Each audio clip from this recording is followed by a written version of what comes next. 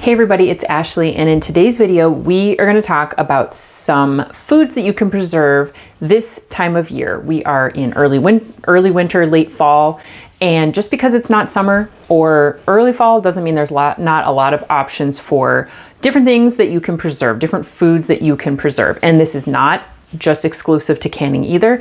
There's fermenting, dehydrating, different types of canning, freeze drying, if that's something that you have. There's lots of different ways to preserve food. So let's just get straight to it. So for number one, I'm going to talk about a group of food. We'll talk root vegetables. This is anything grown in the ground. So it's going to be potatoes, carrots, beets, parsnips, rutabagas, turnips, things like that that are really very dense and grow in the earth. Even though they're harvested in the fall, you can find them this time of year still in really good condition much longer. So we can get these foods and then turn them into preserved foods for many, many months after they have been harvested. One of the root vegetables I have been fermenting a lot is beets. I have been dehydrating them, and we did a video on that. I'll link all the videos. If I talk about anything in this video where I've recorded my food preservation for it, I will link it in the description box so that you can see them if you're interested in any of the ones I mentioned. But this is my homemade beet powder. We dehydrated them and then I powdered it, and we just throw this in smoothies. That's the main reason that's the main way that I have used this so far.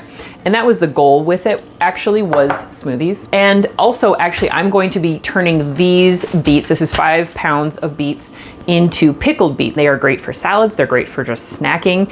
You can mix them with a little feta cheese, balsamic vinegar, olive oil, salt and pepper, just a super, super simple, really colorful salad, and it's super delicious. I do have a playlist from last fall where I did ferment some other root vegetables like turnips and daikon radish and things like that, and you can go check it out if you want. But beets are sort of high on my list for this season. The second thing I want to talk about preserving this time of year is proteins. And I'm going to group proteins because it's not just for meat eaters or vegetarians, but it's all proteins. Now, these are the kinds of things that are available year round, so it does not exclude this time of year where you can get fresh meat, dried beans, lentils, things like that. They're all available this time of year. Meats can be just frozen, and that is a way of preserving food, and that can be great. We have a lot of frozen meat. You can can things. This is a bean sausage vegetable soup that I made. This is pressure canned, and you can also pre-cook and then freeze any of these things as well.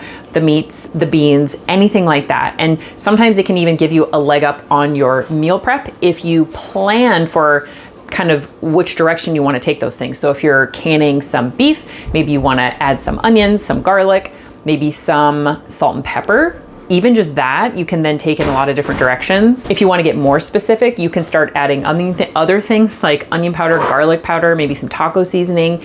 If you want to take it in like that kind of direction, you could make it so it was more like a sloppy Joe direction. You could completely prep either with freezing or canning any of those foods in its complete form. So all you have to do is take it out of the freezer and use it, which is super convenient. And you can do the same thing with beans too. You can get the refried beans in completely done form and freeze those. Even though canned beans aren't super costly, buying dried beans saves you even more money. So if you use beans a lot in cooking, or if you want to use more beans in cooking, you can can those at home, and you can make bean mixes and throw them in chilies. You can can garbanzo beans if you like to make things like hummus. Or black beans. Black bean hummus is good too. There's lots of different things you can do there just by doing single beans or by doing bean mixes. Okay, before I go any further, I want to mention that when you preserve food and you have it in your house, it doesn't do you any good unless you're incorporating it into meals. Now, sometimes when we can, we have a specific intention on how we're going to be using that food. But at other times, we're preserving it because we have access or an abundance to a specific food, like single ingredients like tomatoes, carrots, corn, whatever it might be. If you're canning or freezing or dehydrating or whatever the food preservation method is that you're using, when those things are now sitting on your shelf, that is a little mini grocery store that you have. So when it comes to being able to use those things, I can't tell you how many times I've canned things and then they've just sat on my shelf, and I don't know if I like magically expected them to integrate into my meals, but I've found the best way for me to make sure that I am actually utilizing those foods that I've put effort into to preserve is to work them into my weekly meal plan. So this is a plug for my meal planner that I really put time and thought into to make it a really useful resource. It is for 3 months at a time. And on the food inventory list, whenever I'm going through these different parts of my house and writing down the foods that I have, I make sure that I call out the things that I've preserved. So when I'm going through my freezer, I'm gonna write either, if I don't get them on there first thing, I'll just put a little asterisk by them if there's something that I've done. So I know, you know what, let's prioritize these things. We wanna make sure we get through them. Same with the pantry, same with fermented foods. I've got a lot of fermented cabbage and things like that. And I wanna make sure that I'm using it and integrating all of those foods into my weekly meal plan. But once you have your inventory right here, then you make your meals using these things and you just fill in for your week. And it's a really great way to make sure that you are maximizing the effort that you've already put into all of these foods. You're reducing food waste, saving money on food.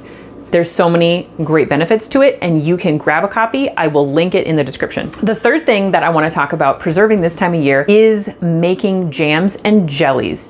And the reason I'm putting on this list is that I have made lots of jam and jelly before from frozen berries. Now, if you have a garden, or maybe you've gone to a pick your own or something like that where you've put a bunch of berries in the freezer. I know people do this with tomatoes too, but you can pull those out in the winter and do your canning kind of off season. And you can certainly go to the store and buy frozen berries as well. But these have been preserved at the peak of ripeness. They're in really good shape to be able to use for those kinds of things. The fourth thing I want to mention is going to be anything that is a citrus. Now, this is for oranges, lemons, limes, grapefruit, really any citrus fruit is in season right now. So that is why I put it on this list, because it makes sense to try to preserve things that are in season. You can make jams, you can make marmalades, you can make candied like citrus peel. There's so many different things. Dehydrating, all of it applies to this time of year. And it's also such a great way to integrate those delicious flavors to holiday baking. The fifth thing that I want to mention is a broth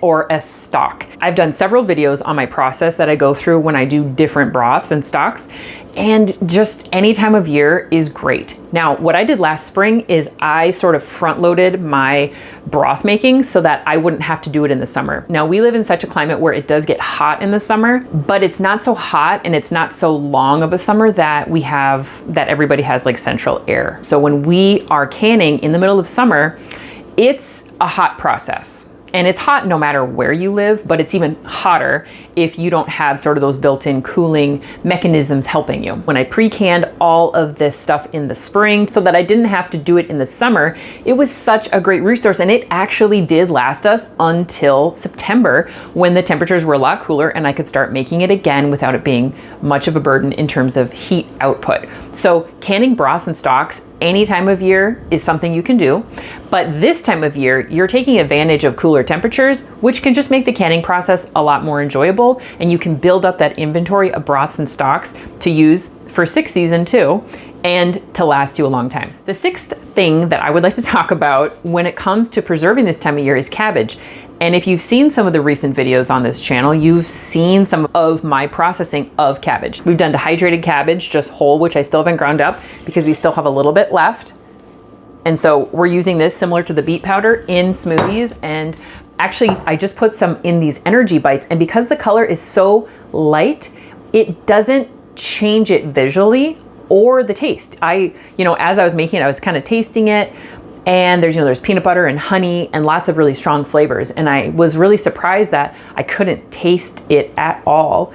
And so I just started putting more and more in, and I still couldn't taste it. And I feel like I probably put at least a quarter cup in, which when it comes to cabbage, that's a lot of cabbage volume. So that was a great way to integrate it. And it's something that I'm super excited to continue to do. But I also have been fermenting a lot. We did a purple deep sea kraut, which I'm actually gonna be making more of today because we are out. It is so delicious. It is so colorful. The kids really, really like it. And I have just over 2 gallons of just a green kraut that I also showed the process of making, and it is about done fermenting. I have been super jazzed about cabbage this year as well. The last thing I want to talk about preserving this time of year, and it's a no-brainer, but it's squash Pumpkins. There's different kinds of squash, obviously different kinds of pumpkins, but these are also things that store extremely well. So if we can buy these and preserve them, bake them, puree them, and freeze them or can them. So there's lots of different things that you can do, lots of different ways you can preserve squash this time of year, and pumpkins. And then of course you have this amazing foods that you can then add to, like overnight oats, anything baked, pies, cookies, you can make into squash soups, which of course doesn't have to be squash, it can be pumpkin, which are really delicious, flavorful, seasonal food to add to holiday meals. To be able to inventory these foods and then turn them into a meal plan really helps to build your meals around seasonal produce and foods that can be preserved this time of year as well. What kind of foods are you preserving this time of year? Thank you for being here. I hope this video gave you some ideas on ways that you can preserve food, things that you can preserve this time of year, and then also a really great strategy on how to integrate it into your weekly meals. Lots more videos coming soon on saving money on food, making delicious recipes, as well as food preservation. I hope you have a wonderful day, and we will see you soon.